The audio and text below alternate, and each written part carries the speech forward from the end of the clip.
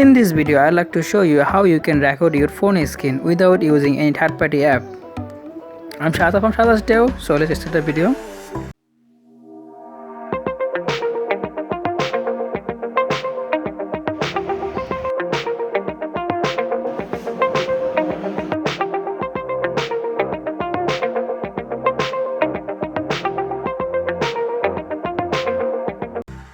Screen record feature is available on Android 10 with One UI 2.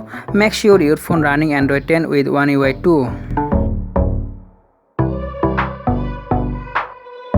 If you go to notification panel and you can get screen recorder, you will get pop-up asking you wanna record with and without sound. Select start.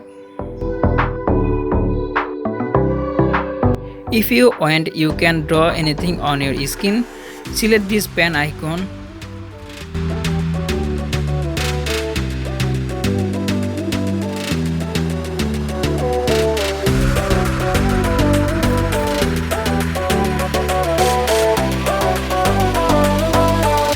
When recording is complete, it will automatically save your gallery.